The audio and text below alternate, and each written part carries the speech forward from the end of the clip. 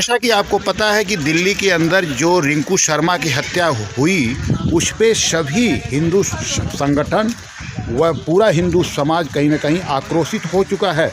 आइए हम दिखाएंगे किस प्रकार ये लोग जंतर मंतर पे क्या कुछ बोल रहे थे। सर्वप्रथम आपको मिलाऊंगा राजेश सिंह से। पूरे हिंदू संगठनों ने अरविंद केजरीवाल को घेरने का काम किया है। उसी कड़ी में मैं आज आपको बता दूं, एक जाना माना चेहरा राजेश सिंह पहुंचे हैं जंतर मंतर पे। क्या कुछ कहें? अंतर्राष्ट्रीय हिंदू परिषद का दिल्ली प्रांत का मंत्री, हिंदुस्तान निर्माण दल का दिल्ली प्रदेश अध्यक्ष। मैं आज आपके माध्यम से कहना चाहता हूँ, बड़ी विडम्बना है और हमारे शहीद रिंकू शर्मा की जिस तरह से निर्मम हत्या हुई है, सबसे पहले मैं उनको श्रद्धांजलि देता हूँ। दिल्ली के अंदर जिस तरह हिंदू असुरक्षित है, हम सभी अपने को आश्वस्त महसूस कर रहे हैं। एक समुदाय के व्यक्ति वो लोग आते हैं, हिंदुओं की निर्मम हत्या करते हैं, उसके ऊपर कोई बोलने वाला नहीं है। जिसने वोट देकर अरविंद केजरीवाल जी को यहाँ का मुख्यमंत्री बनाया, वो टोपी पहनकर मेरठ जाने का टाइम है। दिल्ली के टैक्स का पैसा जिससे दिल्ली का विकास होना चाहिए, वो अदर स्टेट में यूपी में जाके मेरठ में 1 करोड़ रुपये दान देते हैं, क्योंकि वो अलग समुदाय का था। उनको झारखंड जाने का है, वहाँ 50 लाख रुपए नाम जाते हैं। दिल्ली सरकार में अरविंद केजरीवाल के रहते हिंदुओं को न्याय नहीं मिलेगा, हिंदू ऐसे मारे जाएंगे। बिल्कुल, अरविंद केजरीवाल का मेरा मानना है कि इनके रहते हुए हिंदुओं का यही हाल होगा। और इनके क्या, जो और भी हमारे जो संगठन हैं, जो राजनीतिक पार्टियां हैं, हम भाजपा के लिए भी कहना चाहेंगे, दिल्ली पुलिस उनके अंदर आती है, उनको भी एक्शन लेना चाहिए। इस तरह की जिस तरह दिल्ली में कंटिन्यू 12 से 13 हत्याएं हो चुकी है। डॉक्टर नारंग की हो चुकी, अभी अंकित शर्मा की हुई, राहुल राजपूत की हुई, और अभी है रिंकू शर्मा की हुई। इस तरह जिस तरह एक समुदाय जाके हिंदुओं को प्रताड़ित कर रहा है, उनको मार रहा है, इनके साथ कोई खड़ा नहीं दिख रहा है, कोई भी राजनीतिक पार्टियां दिख रही है। और अरविंद केजरीवाल जी ने तो बिल्कुल ही तुष्टीकरण कर दिया है। ये टोपी पहनकर ऐसा लगता है कि इनको इस्लामिक नहीं। राजेश जी, अब तो हिंदू हृदय सम्राट मोदी जी की ही धरती पे आप बोल रहे हैं, तो क्या मोदी जी से कोई उम्मीद नहीं है? अमित शाह से उम्मीद नहीं, अमित शाह जी से मुझे बहुत बड़ी उम्मीद है, मोदी जी से भी उम्मीद है। अमित शाह जी को आज हम ज्ञापन भी देंगे और आपके माध्यम से बताना भी चाहता हूं कि भाजपा अपने जिस वादे के लिए आई थी, जिस वादे के लिए हिंदुओं ने उनको चुनकर इस सीट पर बैठाया था, वो गृह मंत्री बने हैं, हमारे मोदी जी प्राइम मिनिस्टर बने हैं, जो हमारी लोगों की इच्छाएँ थी, इसमें कहीं ना कहीं कुछ कमियाँ आ रही हैं, वो उनको भी देखना चाहिए। इसके ऊपर कड़ी से कड़ी उनको कार्रवाई करनी चाहिए। देखा, ये थे राजेश सिंह। मैं जानना चाहूँगा, भाई साहब आपका क्या नाम है? दिलीप। क्यों आए इधर? मैं यहाँ हिंदुओं के पक्ष में आया हूँ। लगातार हिंदुओं की हत्याएं चल रही हैं। क्या तकलीफ है? हिंदू तो हिंदू राजा बने पड़े हैं। कौन हिंदू राजा? हिंदू हृदय सम्राट कहा जाता है मोदी जी को। वो सब कहने के लिए हिंदू हृदय सम्राट होते तो ये न कहते कि बिना मुसलमानों के हिंदुत्व अधूरा है। आपको बयान याद होगा, माननीय मोहन भागवत जी ने क्या बोला, बिना मुस्लिम का हिंदुत्व अधूरा है। यही जो मठाधीश है, इन्हीं के कारण हिंदुओं का हत्या हो रहा है। हमें असली नाराजगी देखिए भाई साहब, आपके माध्यम बताना चाहता हूँ, आए दिन जिस तरह हिंदू प्रताड़ित हो रहा है, ऐसा लगता है हिंदू किसी और देश से आया हुआ है, हिंदुस्तान का ही नहीं है। ये जिस तरह इस्लामीकरण कर दिया गया है देश को, एक हमारा न्यायालय से लेकर और एक रोड से लेकर न्यायालय तक हमारे सारे सिस्टम, वो सिर्फ एक विशेष समुदाय को क्यों मार दिया जा रहा है। ये भाई मैं आपके माध्यम से जिनको हम लोगों ने बैठाया है सीट पर, मैं एक चीज़ और आपसे जानना चाहूँगा, क्या रिंकू के हत्यारे अभी अरेस्ट हुए या नहीं? अभी कहने के लिए अरेस्ट हुए हैं। मारने वाले 15-20 लोग जाते हैं, एक प्लान बनाकर उनके घर में आगजनी की कोशिश करते हैं। सिलेंडर उनकी माँ और रिंकू माँ की छीनती है, उसको घर से कहीं लाते मार देते हैं। उसमें 5 लोगों को आपने अरेस्ट किया है और उन्हें अरेस्ट करके उनकी आरती उतार रहे हो। उनको सबको अरेस्ट करो, उनको फास्ट ट्रैक में केस चले, जल्दी जल्दी उनको फांसी हो। और मैं आपके माध्यम से ये बताना चाहता हूँ, जो हमारे कुछ भाई साहब हैं, जो संगठन हैं, जो कहते थे कि हिंदू मुस्लिम बिना हिंदू अधूरा है, मैं उनको भी आपके माध्यम से बताना चाहता हूँ कि मुस्लिम बिन हिंदू अधूरा नहीं है। हिंदू है इसलिए मुस्लिम अधूरा है।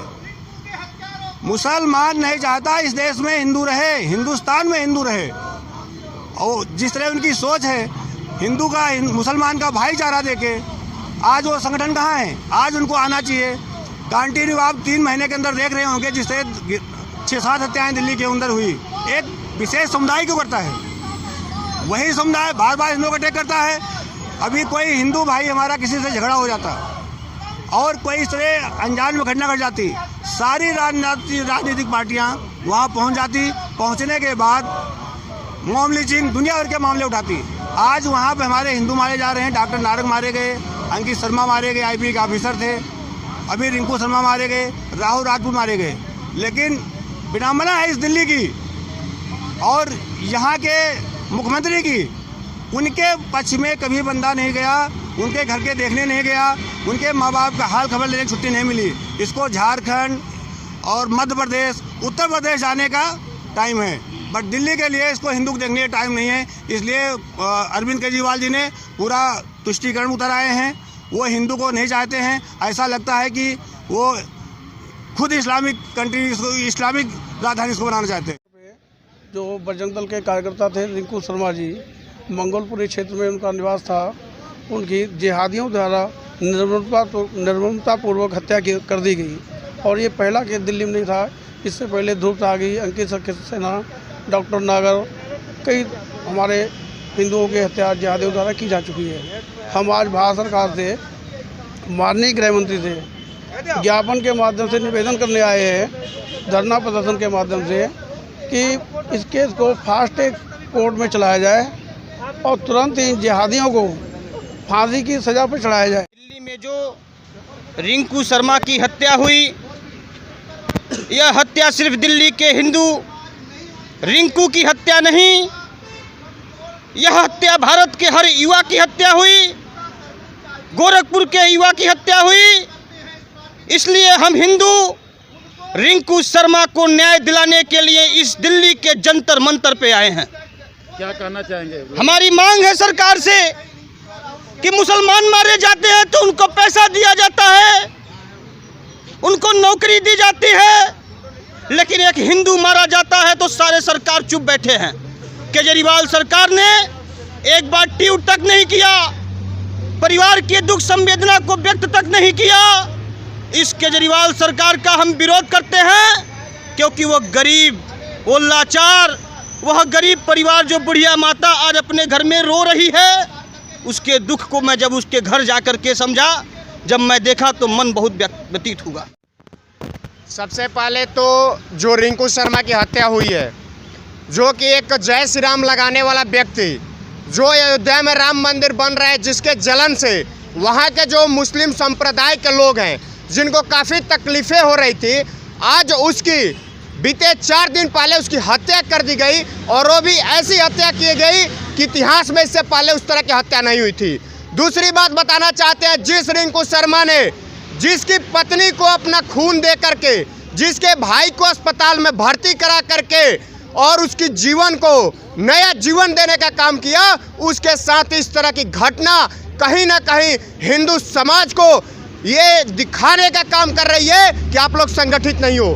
मैं आपके जन संसद न्यूज के मीडिया के माध्यम से बताना चाहता हूँ समूचे भारत वर्ष को, 130 करोड़ हिंदू भाई बहनों को, कि आप लोग एकत्रित हो जाओ। यही समय एकत्रित होने का, नहीं तो एक एक करके आज रिंकू शर्मा के साथ हुआ है, कल हो सकता है मेरे साथ हो, परसों आपके साथ हो, किसी के साथ भी ये घटनाएं हो सकती है। आपको एकत्रित होने की जरूरत है और इस लड़ाई को लड़ने की जरूरत है। जिसको जय श्री राम से नफरत है वो पाकिस्तान चले जाए, जिसको भारत और हिंदू से नफरत है वो चाइना चले जाए, हिंदुस्तान में रहने का उसको बिल्कुल अधिकार नहीं।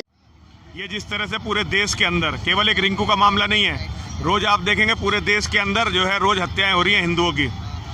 तो ये इस्लाम के जिहाद का मामला है।